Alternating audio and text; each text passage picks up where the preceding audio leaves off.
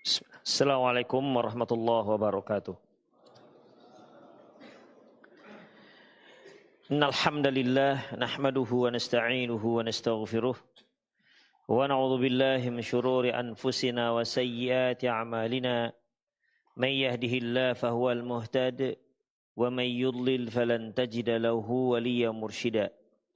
Asyhadu an la ilaha illallah wahdahu la syarika lah wa asyhadu anna Muhammadan abduhu wa rasuluh alladzi la nabiyya ba'dah.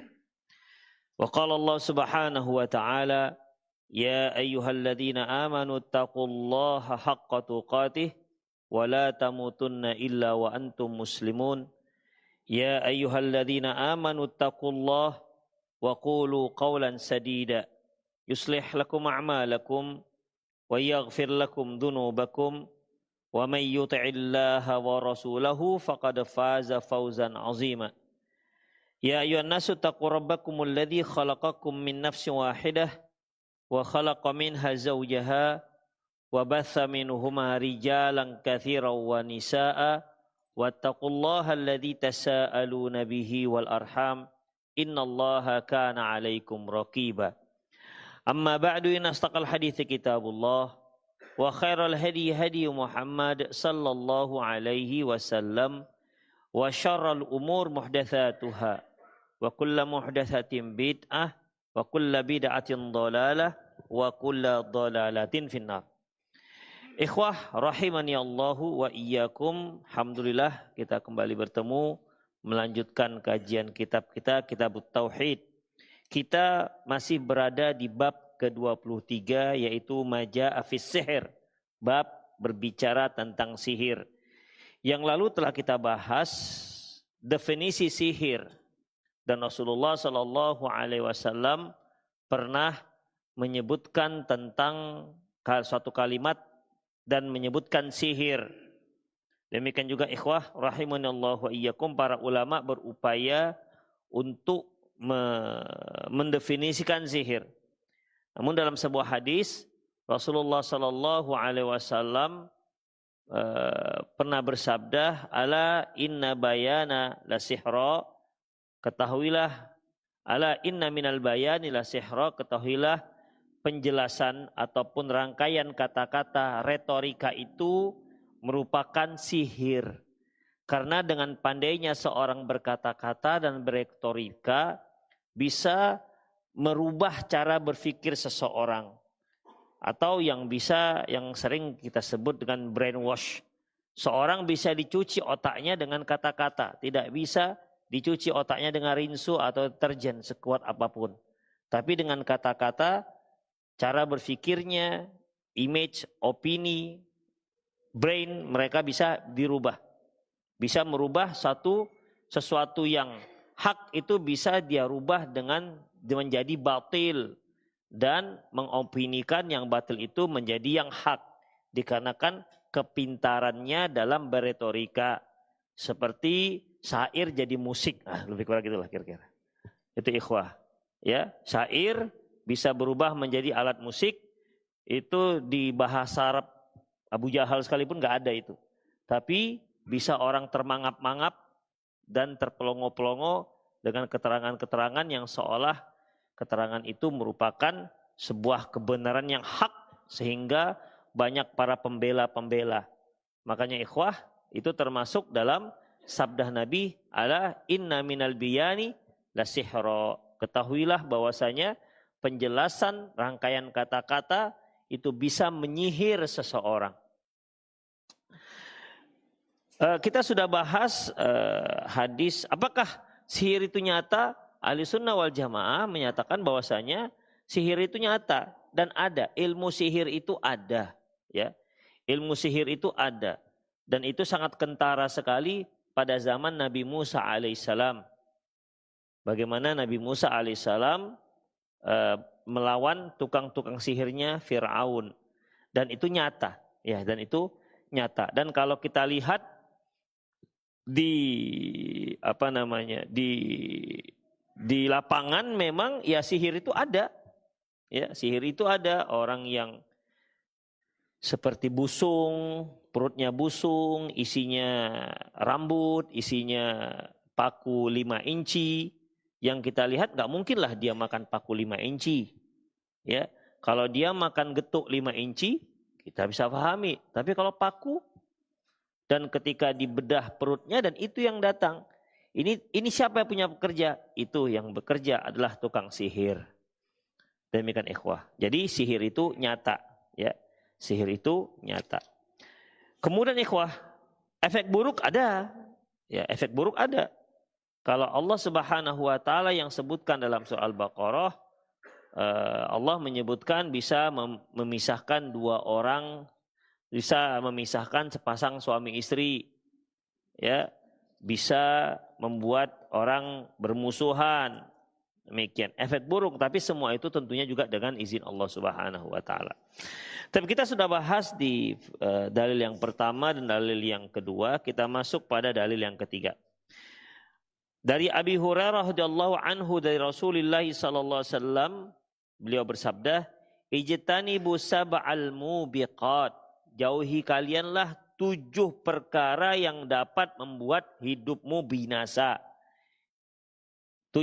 Jauhilah 7 perkara yang dapat membuat binasa. Ikhwah, kalimat jauhilah ini biasanya digunakan dalam sesuatu yang terlarang dan larangannya itu tidak sekedar terlarang. Tapi benar-benar ditekankan larangan ini. Demikian ikhwah. Ya. Jadi dalam masalah ini kalau kita lihat larangan itu kan bertingkat-tingkat. Allah ada yang menyebutkan dengan kalimat diharamkan. Ya, seperti hurimat alaikumul khamr wal maisir wal ansab dan seterusnya diharamkan. Terkadang disebutkan dengan jauhi. Ya, jauhi. Ya. Ada yang disebutkan 2, diharamkan kemudian di akhir disebut jauhi. Seperti khamar. Hurimat alaikumul maitatu hurimat alaikumul ya ayyuhalladzina amanu innamal khamru. Afwan. Disebutkan dengan menjauhkan di akhir ayat. Innamal khamru wal maisir wal ansab wal azlam rijsum min amal syaitan fajtanibuh. Sesungguhnya kayak orang beriman, sesungguhnya khamar, judi, undi nasib, berhala itu merupakan perbuatan syaitan, maka jauhilah. Ya, jauhilah. Ini maknanya adalah diharamkan, tapi lebih kuat pelarangannya. Ya, lebih kuat pelarangannya. Karena kalau kata-kata jauhi artinya, ya kamu jangan dekat-dekat. Kamu jangan dekat-dekat. Makanya khamar ikhwah, kita nggak boleh dekat-dekat khamar. Itulah sebabnya Rasulullah pernah mengatakan, la yajlisanna ahadukum fi ma'idatin yudaru fil khamar. Janganlah salah seorang kalian duduk di sebuah hidangan di sana ada khamar. Padahal dia nggak minum, duduk di situ saja sudah nggak dibolehkan. Ya, saya tanya ikhwah, boleh nggak antum duduk-duduk dekat penjual babi? Boleh nggak? Boleh, tapi ya paul kali lah, ngapain itu dekat babi?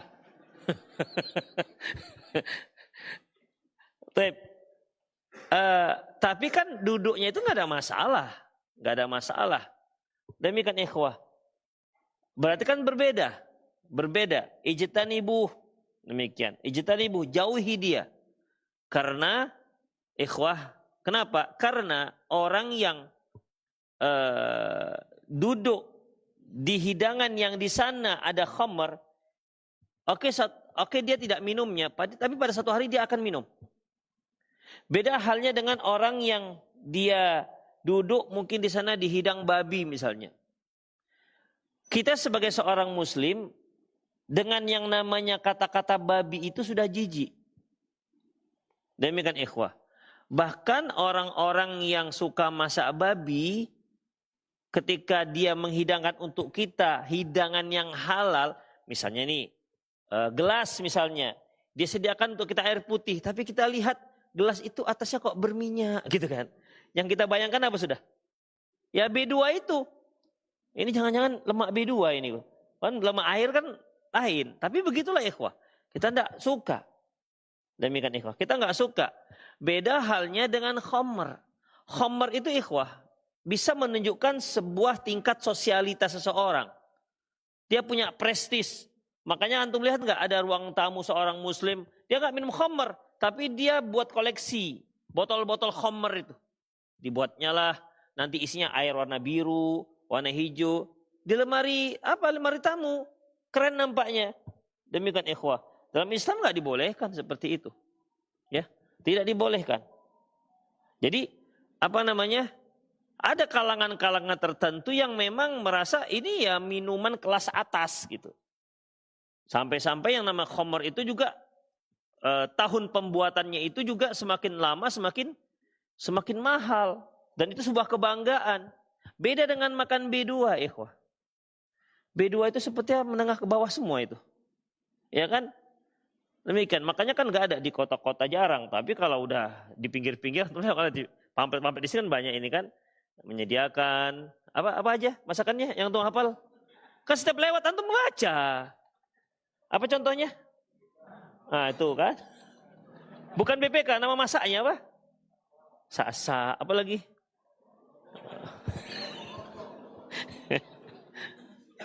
Nah itulah ikhwah rahimanallahu wa iyyakum. Jadi dalam masalah ini, ya, dalam masalah kalimat ijtanibu, jauhi dia. Jauhi. Karena kalau nggak dijauhi kemungkinan akan terjadi. Demikian ikhwah. Misalnya lagi, judi kan dikatakan jauhi. Karena kalau nggak dijauhi, kita akan terperosok di situ satu hari. Kita akan ikut. Itu dia. Zina, suruh jauhi. Demikian. Karena kalau dekat-dekat, suatu hari akan terperosok. Kalau kita dekat-dekat, terperosok. Dan Allah dan Rasulullah juga menyebutkan yang mendekat-dekat itu juga ada dosa zinanya. Tapi bukan zina yang hakiki. Itulah ikhwah rahimanallahu wa iyyakum. Ini termasuk ijtanibus sab'al mubiqat. Jauhilah 7 perkara yang membuat dirimu binasa. Qalu ya Rasulullah, mamahunna. Ya Rasulullah, apakah yang 7 itu? 7 perkara itu apa saja? Qala asyirku billah. Pertama beliau katakan yaitu syirik kepada Allah Subhanahu wa taala. Karena memang ikhwah tidak ada dosa yang lebih besar selain syirik. Ya, ketika seorang sudah terposok pada kesyirikan, maka apapun kebaikan yang dia lakukan itu semua tidak ada gunanya. Semua akan dikalikan 0 oleh Allah Subhanahu wa taala. Makanya syirik ini luar biasa, ikhwah. Terutama kalau di kalangan kaum muslimin, syirik apa yang paling masyhur dan paling susah untuk dihindari? Syirik besar maksudnya. Yaitu syirik yang terkait dengan kuburan. Ya, syirik yang terkait dengan kuburan sampai sekarang itu susah hilangnya. Demikian ikhwah. Dan masyarakat kaum muslimin itu menganggap kuburan para wali itu kalau kita ke sana bisa menenangkan hati. Begitu. Jadi keyakinan seperti kalau dia galau, dia akan pergi ke kuburan-kuburan tersebut. Nah, dengan keyakinan itu bisa membuat hatinya tenang. Kalau ada masalah dia pergi ke sana berziarah. Itulah ikhwah. Dan itu banyak yang masih melakukannya. Padahal seharusnya dia pergi ke masjid, berdoa dan minta sujud di hadapan Allah Subhanahu wa taala untuk setiap permasalahan yang sedang dia hadapi. Seharusnya begitu. Tapi sebagian kaum muslimin perginya ke kuburan. Ya tentunya kuburan-kuburan yang dianggap kuburan yang keramat. Demikian ikhwan. Ya, asyirku billah yang pertama. Yang kedua, as-sihru was-sihru, yaitu sihir. Yang ketiga, qatlun nafsil lati haramallahu illa bil haq. Membunuh seseorang yang diharamkan oleh Allah illa bil haq, kecuali atas dasar yang benar. Dengan alasan yang benar. Karena tidak semua pembunuhan itu salah. Ada juga pembunuhan itu dibenarkan. Seperti dia dibunuh dikarenakan dia membunuh. Nah, demikian ikhwah. Ya. Dia dibunuh karena dia membunuh. Dia dibunuh karena dia berzina. Itu artinya dia itu dibunuh dengan alasan yang benar. Atau illa bihaqqil Islam. Kecuali hak Islam. hak syariat Islam yang memang menetapkan orang yang melakukan ini dia harus dilenyapkan nyawanya, harus dieksekusi mati. Itu yang disebut dengan illa bil haq, kecuali dengan cara yang benar, dengan alasan yang benar. Kemudian wa aklur riba, makan riba, wa aklul mal yatim, dan makan harta anak yatim, wa tawalli yaumaz zahfi, dan lari dari pertempuran, wa qadhful muhsanatil mu'minatil qafilat, dan menuduh wanita-wanita mukminah yang baik-baik dengan menuduh mereka berzina. Ikhwah rahimanallahu, itulah 7 hal yang disebut Rasulullah sallallahu alaihi wasallam, apabila seorang melakukannya maka dia berarti telah melakukan perkara yang membinasakan kehidupannya. Yang membinasakan kehidupannya. Ikhwah rahimanallahu, kalau kita lihat ya. Tadi disebutkan yang pertama itu syirik, yang kedua sihir, dan ini kenapa dimasukkan hadis ini? Karena memang hadis ini terkait dengan sihir. Artinya sihir itu termasuk perkara yang bisa membinasakan seseorang. Ya, yang membinasakan seseorang. Bahkan bukan hanya sekedar binasa, membuat orang tersebut lari ataupun keluar dari agama Islam. Kharaja min millati Muhammad, keluar dari agamanya Muhammad, atau alias bisa kufur kepada Allah Subhanahu wa taala. Ikhwah, perhatikan antara syirik dan sihir. Ya. Syirik dan sihir. Sebenarnya dengan menyebutkan syirik saja, sihir ini sudah termasuk. Ya, sebenarnya dengan menyebutkan sihir itu syirik sudah termasuk di dalamnya. Kenapa demikian ikhwah rahimanallahu wa iyyakum? Karena tidak ada perbuatan sihir itu kecuali di situ ada kesyirikan. Demikian ikhwah. Ya. Karena sihir itu memang kerjasamanya dengan setan. Apakah pernah antum baca sihir tapi tak ada kerjasama dengan dengan setan? Dia kerjasama dengan malaikat, ada? Tidak ada ikhwah. Ya, sepengetahuan saya sihir itu konco-konconya kerjasama dengan setan. Dan setan itu tidak akan mungkin memberikan persyaratan agar orang ini menjadi baik. Misalnya dia dapat teman setan, kemudian setan ini akan meluluskan permintaannya. Apa permintaannya? Misalnya permintaannya bahwa dia minta agar setan setiap malam bangunkan dia untuk sholat tahajud misalnya. Itu dia. Kemudian setan mengatakan, siap, saya akan bangunkan setiap sholat tahajud. Kalaupun si setannya mau, akan ada sesuatu yang lain yang akan dihilangkannya. Ya, saya akan bangunkan sholat tahajud, tapi kamu nggak sholat subuh. Gitu. Jadi membuka satu pintu kebaikan, tapi menutup pintu kebaikan yang jauh lebih besar. Ya, seorang yang sholat tahajud dari mulai isya sampai subuh, berapa juz yang dia baca, kemudian tak sholat subuh, ya mendingan seorang yang sholat subuh, walaupun rakaat pertama ina atau ina, rakaat kedua kalau tidur lagi dia, dan tak sholat tahajud. Gak bisa dibandingkan antara sholat wajib dengan sholat sunnah. Demikian ikhwah. Coba dari jam isya, jam berapa? Kita anggaplah mulai jam 9 sampai jam 5. Berapa jam itu? Kurangi 1, 2, 3, 4. Berarti 20 jam dia sholat. Masya Allah kan? Sholat tahajud tapi sholat malam. Terus dia baca. Sampai jam 5. Begitu adzan subuh tidur dia. Si B adzan subuh bangun. Nggak pakai sholat sunnah subuh. Dia bangun wudhu. Kemudian sholat, rakaat pertama ina atau ina, rakaat kedua kulalawahat. Kemudian tidur lagi dia. Sampai zuhur. Pahalanya yang mana yang bagus? Yang subuh, nggak bisa dibanding-bandingkan. Demikian. Jadi setan ini selalu memberikan cara seperti itu. Sehingga dapat membodoh-bodohi orang-orang yang nggak mengerti. Ya, membodohi orang-orang yang tak mengerti mana yang seharusnya lebih dahulu dia lakukan. Itu ikhwah rahimanallah wa iyyakum. Jadi sihir itu pada umumnya sihir itu dalamnya ada kesyirikan. Itu yang membuat dia masuk dalam kategori Islam, kafir. Itu ikhwah. Wa ma kafara Sulaiman walakinna syayatina kafaru yu'allimunan nasa sihir. Bukan Sulaiman yang kafir, tapi setanlah yang kafir. Kenapa? Yu'allimunan nasa sihra, karena mereka mengajarkan ilmu sihir. Jadi orang yang mengajarkan ilmu sihir dan yang mempelajari ilmu sihir berarti dia telah kafir. Itu ikhwah.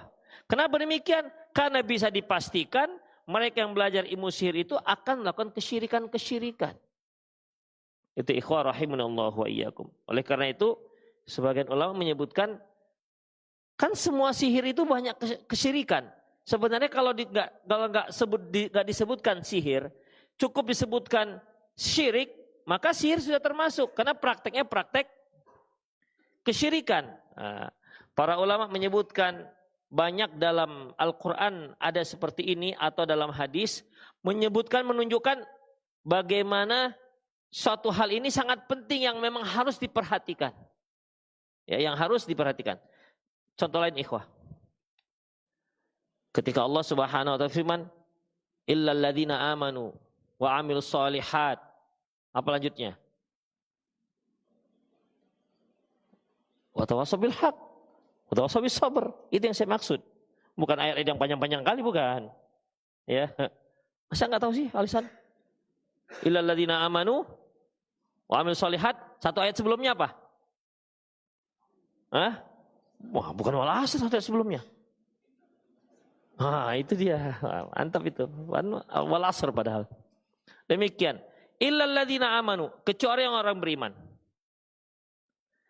Wa amilus shalihat, dan beramal soleh. Ikhwah, amal soleh ini termasuk iman enggak? Termasuk keimanan. Ya. Keimanan itu memang secara bahasa maknanya kepercayaan, mempercayai, meyakini. Tapi di dalam Islam, di dalam iman itu bukan hanya terkait dengan keyakinan, tapi juga terkait dengan amalan. Demikian. Makanya amalan soleh ini termasuk dalam keimanan. Barang siapa yang mengatakan dia beriman, tapi dia tidak pernah melakukan amalan soleh, itu tandanya dia nggak beriman. Demikian ikhwah. Ya, seperti Allah Subhanahu wa taala pernah berfirman terkait dengan perubahan kiblat dari Masjid Aqsa ke Masjidil Haram. Kemudian sahabat bertanya, "Ya Rasulullah, bagaimana dengan teman-teman kita yang dahulu sholatnya itu ke Masjid Aqsa, kemudian dia meninggal dunia sebelum sempat sholat menghadap ke Ka'bah?" Apa kata Allah? "Wa ma kana Allahu liyudhi'a imanahum." Allah itu tidak akan menyia-nyiakan keimanan mereka. Allah itu tidak akan menyia-nyiakan keimanan mereka. Apa makna keimanan di sini? Menghadap amalan yang pernah mereka lakukan menghadap ke Masjidil Aqsa. Ini kan amalan. Demikian. Makanya ikhwah, iman itu dalam definisinya yaitu al-iqraru bil janan. Meyakini dengan hati. Al-qawlu bil lisan. Diucapkan dengan lisan. Kemudian wal a'malu bil arkan, dan dilaksanakan dengan anggota badan. Pelaksanaan anggota badan itulah yang disebut dengan a'malus shalihat, amalan-amalan soleh. Mereka yang katanya beriman tapi tak pernah beramal soleh, itu berarti imannya nonsen. Bagaimana mungkin dia katanya beriman kepada Allah, Allah suruh sholat, dia nggak sholat? Itulah kira-kira. Ya. Bagaimana mungkin dia katakan beriman kepada Allah, Allah suruh puasa, dia tak puasa? Demikian ikhwah. Makanya kalau dia tak ada beramal soleh sama sekali, itu keimanannya itu dipertanyakan, betul apa enggak ini keimanannya? Jangan-jangan dia masih sekedar Islam, bukan iman. Sebagaimana firman Allah Subhanahu wa taala, qalatil a'rab amanna kullam tu'minu walakin qulu aslamna. Orang-orang Arab Badui datang kepada Rasulullah, dia katakan, "Ya Rasulullah, kami sudah beriman." Ya Muhammad, katakan kepada mereka, kalian belum beriman, tapi katakanlah kalian sudah masuk Islam. Itu ikhwah rahimanallahu wa iyyakum. Jadi di sini Kenapa disebutkan amalan soleh? Karena kalau sekedar kecuali orang-orang beriman hanya itu saja, berarti seolah tidak perlu yang namanya amalan soleh. Ya. Jadi untuk lebih menekankan bahwasanya dan beramal soleh. Dah, illal ladzina amanu wa amilus solihat. Wa tawassaw bil haq, apa artinya ikhwah? Hah? Saling nasihat menasihati dalam kebenaran. Apakah saling nasihat menasihati dalam kebenaran itu termasuk amalan soleh? Termasuk. Gak usah dibilang juga seharusnya sudah masuk kan? Illal ladzina amanu wa amilus solihat. Dah selesai ceritanya.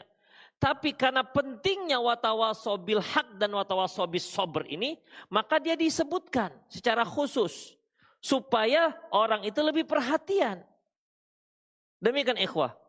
Kalaupun tak disebutkan watawassaw bil haq, watawassaw bis sabr, sungguh watawassaw bil haq dan watawassaw bis sabr itu sudah termasuk dalam amalan soleh. Ya apa enggak? Demikian ikhwah. Ikhwah, watawassaw bis sabr itu termasuk enggak watawassaw bil haq? Kan dia ilal ladzina amanu wa amilus solihat watawassaw bil haq watawassaw bis sabr.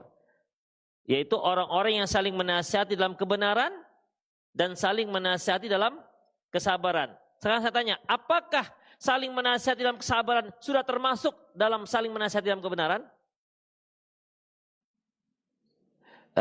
Pertanyaan sebelum dijawab, paham pertanyaan saya? Hah? Paham kan? Perlu saya ulang? Tadi, amalan soleh, watawassaw bil haq dan watawassaw bis sabr, saling menasihati dalam kebenaran dan saling menasihati dalam kesabaran, sebenarnya ini sudah termasuk dalam amalan soleh, ya kan? Tapi ternyata Allah menyebutkan, padahal begitu banyak amalan soleh. Seperti misalnya kalau Allah katakan, kecuali orang-orang beriman dan beramal soleh dan sholat dan zakat. Kan bisa juga sebenarnya. Walaupun sholat dan zakat itu termasuk amalan soleh. Tapi Allah Subhanahu wa ta'ala menyebutkan ini. Bukan sholat dan zakat, tapi kecuali orang-orang yang beriman dan beramal soleh yang saling menasihati dalam kebenaran dan saling menasihati dalam kesabaran. Padahal kedua hal ini yang di ujung ini termasuk amalan soleh. Ya kan? Tapi disebutkan lagi secara khusus. Secara umum dia sudah disebutkan. Tapi perlu disebutkan secara khusus. Dah, tanyaan berikutnya. Bukankah di situ ada dua, saling nasihat menasihati dalam kebenaran dan saling menasihati dalam kesabaran. Bukankah saling menasihati dalam kesabaran itu termasuk saling menasihati dalam kebenaran? Pikir-pikir dulu lah. Masuk nggak? Hah? Termasuk. Saling menasihati dalam kesabaran itu termasuk dalam kebenaran. Tapi disebutkan lagi secara khusus, ikhwah. Disebutkan lagi secara khusus. Kenapa? Pentingnya saling menasihati dalam kesabaran. Karena tidak semua orang yang saling menasihati dalam kebenaran bisa saling menasihati dalam, itu dia. Paham kalian kan? Makanya itu ikhwah. Jadi adanya pengkhususan dari keumuman yang sebelumnya itu menunjuknya pentingnya apa yang disebutkan tersebut. Demikian ikhwah. Bisa ya, paham ya? Baik. Contoh lain. Allah Subhanahu wa ta'ala firman dalam surah Al-Baqarah ayat 98. Man kana aduwwan lillah, barang siapa yang menjadi musuh Allah, wa malaikatih, dan malaikat-malaikatnya, wa rusulih, dan rasul-rasulnya. Rasul itu apa artinya? Dan utusan-utusannya. Wa Jibril wa Mikala fa innallaha adul kafirin. Barang siapa yang menjadi musuh Allah, musuh malaikat, musuh para rasul, musuhnya Jibril dan musuhnya Mikail, sungguhnya Allah itu musuh bagi orang yang kafir. Ikhwah, Jibril itu kan sudah termasuk malaikat. Mikail sudah termasuk malaikat. Ya kan? Kalaupun tak disebutkan Jibril dan Mikail, sebenarnya sudah termasuk dalam kata-kata malaikat. Kalau sebutkan, barang siapa yang menjadi musuh Allah, para malaikat dan rasul, titik. Sungguhnya Allah itu musuh bagi orang kafir. Sebenarnya kan gak disebutkan Jibril dan Mikail. Dengan tak disebutkan sebenarnya Jibril dan Mikail itu termasuk dalam malaikat. Tapi disebutkan secara khusus dua malaikat ini. Kenapa ikhwah kira-kira? Karena mereka yang paling benci mereka adalah Jibril. Ya. Mereka paling benci dengan Jibril, paling benci dengan Mikail. Makanya Allah sebutkan secara khusus. Ya, secara khusus sekaligus menandakan bahwasanya Jibril yang kalian benci itu malaikat. Mikail yang kalian benci itu malaikat. Sekaligus begitu ikhwah. Ya, itulah dia. Taib. Jibril termasuk Rasul enggak? Jibril. Termasuk. Jibril itu Rasul. Rasul termasuk Rasulullah. Maksudnya utusan Allah. Tapi umumnya kan kalau Rasul ini manusia. Tapi sebenarnya secara bahasa Jibril itu juga termasuk utusan Allah. Utusan Allah untuk manusia, untuk para Rasul. Demikian ikhwah, itulah dia. Jadi penyebutan umum kemudian disebutkan lagi secara khusus itu menunjukkan pentingnya masalah tersebut. Termasuklah di sini adalah masalah ijtanibu sab'a mubiqat. Jauhi kalianlah 7 hal yang membuat binasanya diri kalian. Yang pertama syirik, yang kedua sihir. Disebutkannya sihir setelah syirik, padahal sihir itu juga termasuk kesyirikan, menunjukkan bahwasanya pentingnya penyebutan sihir secara khusus karena banyaknya manusia-manusia yang terjerumus pada perbuatan syirik. Kemudian ikhwah rahimallahu wa iyyakum.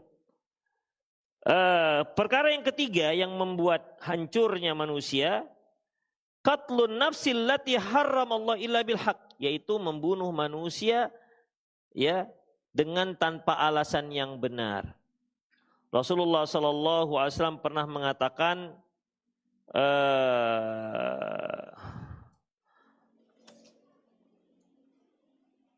hadis ini diriwayatkan Imam Tirmidzi. Beliau mengatakan bahwasanya la zawalud dunya. Mana dia enggak dapat. Bahwasanya hilangnya dunia ini itu lebih ringan di sisi Allah ketimbang hilangnya nyawa seorang muslim. Ya. Halaman 85. 85. Ini, la zawal dunya ahwanu indallahi min qatli rajul muslim. Sungguh musnahnya dunia. Ikhwah, dunia itu bumi aja. Bukan hanya bumi, dunia itu. Matahari termasuk dunia, bulan termasuk dunia, planet-planet termasuk dunia.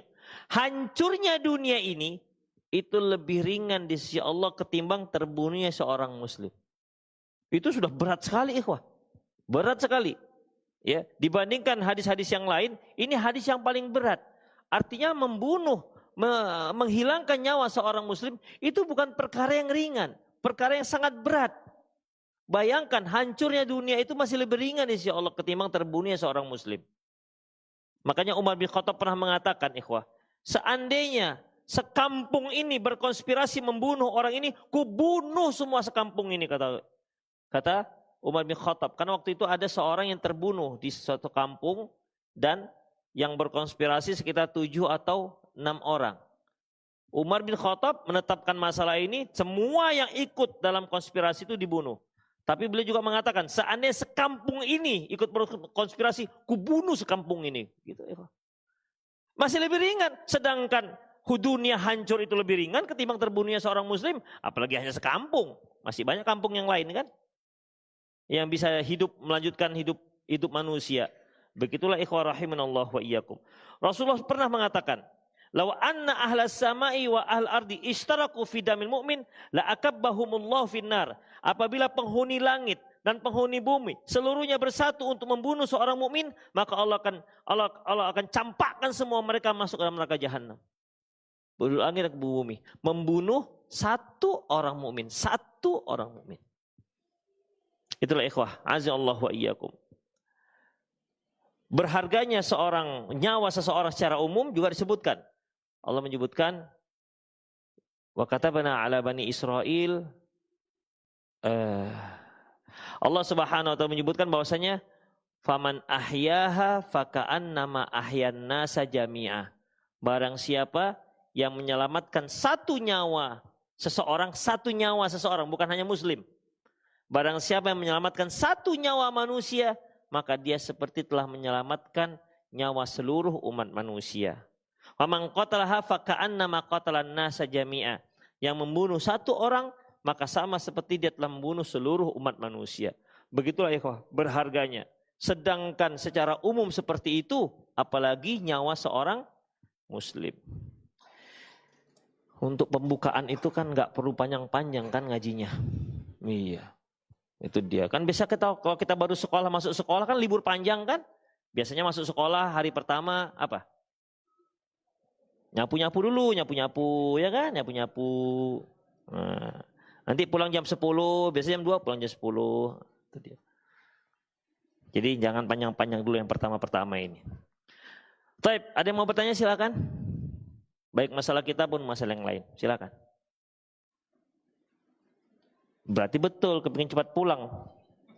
Nggak ada pertanyaan. Silakan, ada yang mau nanya?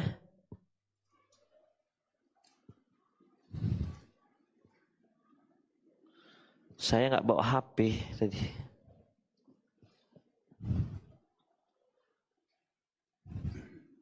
Ada, silakan. Ya.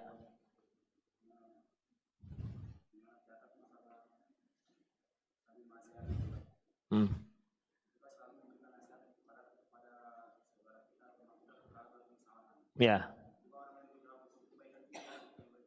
Orang apa?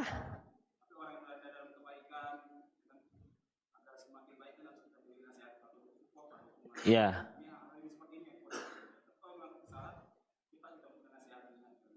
Iya.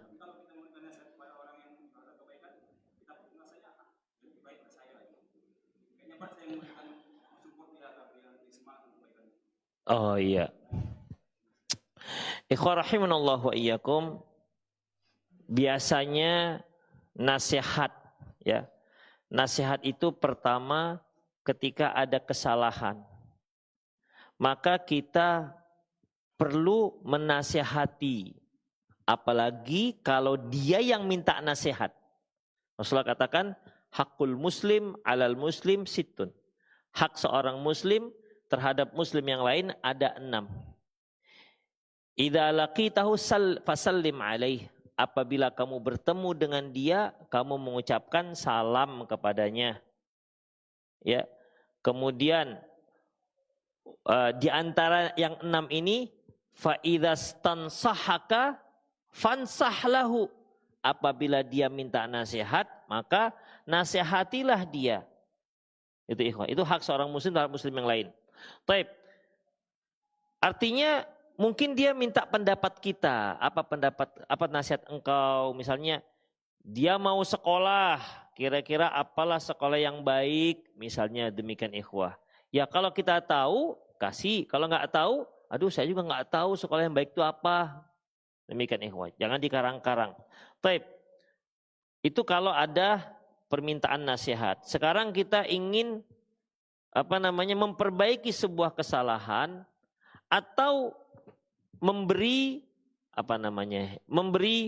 sebuah wejangan ataupun spirit terhadap teman kita, itu juga sebuah nasihat. Sebuah nasihat. Taib. Tentunya ikhwah, kita biasanya memberikan nasihat ini, kita harus punya modalnya apa yang harus kita nasihati. Seperti misalnya, nasihat kita terkait dengan sholatlah kamu 5 waktu sehari semalam. Tentu nasihat ini tidak kita berikan kepada orang yang sudah sholat. Demikian ikhwah. Ya. Misalnya kita tahu dia sudah rajin sholat. Kemudian kita nasihati, bang. Pakailah, laksakanlah sholat. Atau seorang akhwat memberikan nasihat kepada seorang akhwat yang sudah pakai jilbab syar'i. Supaya jangan membuka auratnya secara personal. Mungkin dia katakan, ibu kapan pakai jilbab? Menasihati saya. Baru 2 tahun, alhamdulillah bu, saya sudah 10 tahun. Gitu kan. Artinya kita memberi nasihat itu tentunya ada hal-hal yang penting. Ya, yang penting. Kecuali begini nasihatnya. Insya Allah ibu sudah pakai jilbab. Semoga kita istiqomah bu. Gitu boleh artinya. Semoga tetap istiqomah. Minta taufik dari Allah Subhanahu wa taala. Begitu. Jadi itu namanya apa namanya? Nasihat juga namanya. Doa lah, doa namanya, doa. Gitu caranya. Kenapa? Karena kalau kita kasih masukan sesuatu yang dia sudah lakukan, ya, itu sama saja kita seperti apa ya? Menyuruh yang dia sudah lakukan. Jadi mendingan yang kita masukkan itu berikan masukan istiqomah di atas sunnah Rasulullah. Semoga ibu sudah berapa lama bisa pakai hijab? Sudah 3 tahun, alhamdulillah, semoga tetap istiqomah ya bu. Begitu. Mengajak istiqomah itu kan sebuah nasihat juga. Ngasih spirit. Demikian. Mungkin lagi duduk gitu kan, duduk nengok teman di sebelah. Ini tempatnya baru ngaji. Setelah ngaji, Pak, di mana tinggalnya Pak? Gitu kan. Oh, saya di sana, begitu sebutkan. Jauh ya Pak? Iya. Ya, semoga Bapak istiqomah ngajinya. Itu masuknya di situ. Jangan, Bapak ngaji lah Pak ya. Loh, itu udah sedatang kok suruh ngaji lagi. Demikian, ya. Bisa dikatakan ngejek itu kan, Bapak ngaji Pak ya. Bapak jangan malas ngaji gitu. Dia sudah datang ngaji. Seharusnya masukan itu apa? Minta supaya istiqomah, semoga tetap istiqomah, tetap sabar dalam pengajian. Karena bagaimanapun sebuah kebaikan itu ketika kita melakukannya itu butuh kesabaran. Ya, amalan soleh itu pasti butuh kesabaran. Jadi kita ketika memberi nasihat harus sesuatu yang pas untuk dia. Ya, harus yang pas untuk dia. Antum memberi nasihat kepada seorang ikhwan bicara masalah poligami misalnya. Dia istrinya sudah 3, tapi antum nggak tahu. Gimana ya problematika umat ini? Wanita sudah semakin banyak, sementara kita masih istrinya 1-1. Bapak nikah lagi lah Pak, gitu kan? Mungkin ditoyornya gitu, ente nggak tahu istri saya berapa, gitu. Ada demikian, mungkin bisa seperti itu. Salah penempatan, ya salah penempatan. Jadi sekali lagi, ketika kita memberikan nasihat pada seseorang, maka kita harus tahu apa yang dia perlukan. Ya, apa yang dia perlukan. Dia seorang yang rajin mandi, antum suruh mandi. Tentu, Pak, saya sudah mandi, Pak. Bapak udah belum mandi belum? Saya belum mandi. Harusnya Bapak ngurus diri Bapak sendiri dulu, mandi dulu Bapak, baru nyuruh saya mandi. Kan begitu ikhwah jadinya. Nggak tepat jadinya. Itulah ikhwah, makanya kenapa Allah mengatakan Qul hadhihi sabili ad'u ilallahi ala basiratin ana wa manittaba'ani. Katakan ya Muhammad, ini adalah jalanku. Qul hadhihi sabili ad'u ilallah. Aku ajak orang kepada Allah. Ana ala basiratin, di atas basirah ilmu. Ilmu di sini terkait dengan kontennya, isinya harus dasarkan ilmu. Kemudian cara menyampaikannya juga harus berdasarkan ilmu. Dan harus kita ilmui juga orang yang kita sampaikan. Demikian. Orang yang kita sampaikan. Kita sudah punya ilmunya. Isinya juga berilmu. Cara menyampaikan juga kita pandai. Tapi kita memberikan kepada orang yang salah. Itu dia. Ketika kita memberikan kepada orang yang salah, dia nggak masuk ikhwah. Demikian ikhwah, rahimanallahu wa iyyakum ya. Jadi ilmu itu ilmu dalam menyampaikan, ilmu isi penyampaian, dan ilmu tentang orang yang akan kita sampaikan. Demikian. Allahu a'lam bishawab. Ada lagi? Ya.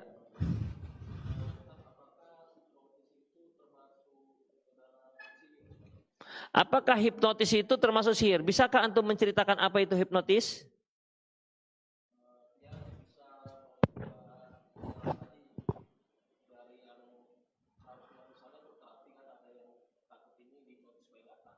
Langsung bisa.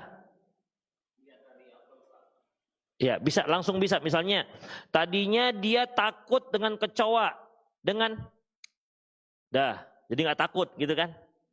Secara normal kira-kira bisakah kita merubah seorang yang nggak takut dengan suatu dengan jadi nggak takut? Nggak bisa? Nggak bisa, ikhwah. Nggak bisa. Tetap manusia itu akan ada tahapan-tahapannya.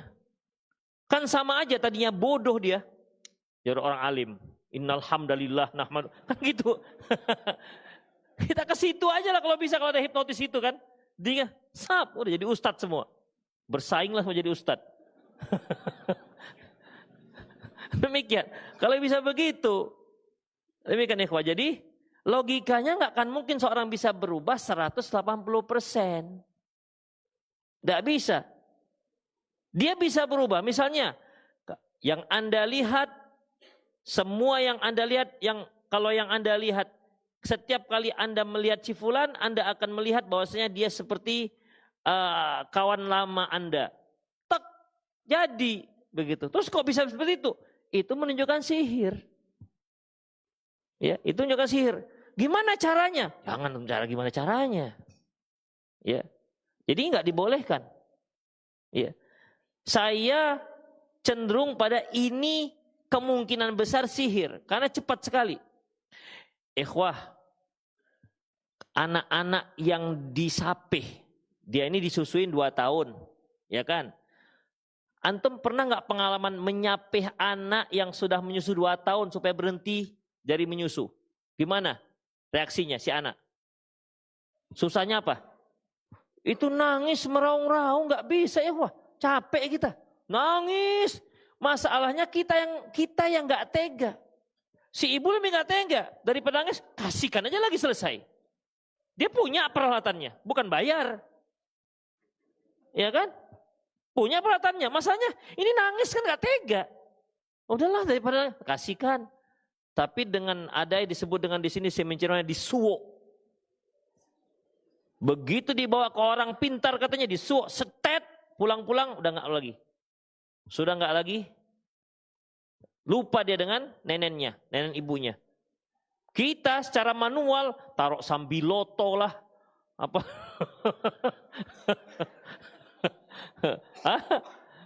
Itu obat merah. Di situ tempat obat merah. Wih Allah, janganlah ke obat merah. Demikian ikhwah. Itu nggak bisa sehari 2 hari itu, nggak bisa 2 hari. Kadang-kadang sudah sehari. Udah nggak tega adalah akhirnya ada anak-anak yang akhirnya nyusu sampai 3 tahun itu kan nggak tega. Tapi ada orang, antum pernah dengar nggak? Saya dengarnya suwok itu malah memang di sini, disuwok, dah suwok aja anaknya. Dulu anak saya yang nomor 1 kan memang 2 tahun, ketika disapih, ya Allah, kasihan kita melihatnya, Demikian, udah Ustadz, sana ada tuh disuwok katanya, suwok namanya kan? Nah disuwok itu suwok. Masih suap. Itu. Memang iya, pulang selesai udah gak ingat lagi dia. Kok bisa seperti itu? Jadi masih kecil saya sudah disihir tuh anak, kan kasihan. Itu ya. Dia Allahu a'lam bishawab, saya mengkhawatirkan, sangat mengkhawatirkan itu sihir karena bisa merubah seseorang 180 derajat. Bisa berubah sama sekali. Dari yang takut menjadi enggak takut. Itu ikhwah. Tapi coba carilah kalau bisa hipnotis itu dari nggak bisa baca kitab dari baca kitab. Coba bisa nggak ya? Itu kan bagus juga. Jadi kita nggak usah lagi buat daurah bahasa Arab gitu kan. Udah antum ini kan nggak usah pakai terjemahan lagi. Pakai bahasa langsung. Bapak, perhatikan. Lihat tangan saya. Besok pakai kitab gundul semua. Besok pakai kitab gundul sudah. Baca. Wah, qala haddatsana. Wih, udahlah. Demikian. Jadi setiap ada pertanyaan, ini gimana Ustaz? Ini bahasa Arab gimana? Mustalah hadis gimana? Langsung tahu dia mustalah hadis. Pakar dia. Cocok juga tuh kalau dia gitu. Antum cari-cari lagi tuh mana tahu ada, ya. Demikian. Ada lagi terakhir 1 kali. Silakan. Tak ada? Ya udahlah. Demikian ikhwah rahimanallahu wa iyyakum. Ya semoga bermanfaat. Aku lu qauli hadza wastaghfirullah li wa lakum wa lisal muslimin innahu wal ghafurur rahim. Subhanakallah wa bihamdik asyhadu an la ilaha illa anta astaghfiruka wa atubu ilaik. Wa akhiru da'wana alhamdulillahi rabbil alamin. Assalamualaikum warahmatullahi wabarakatuh. Tolong akhi ya cari ya.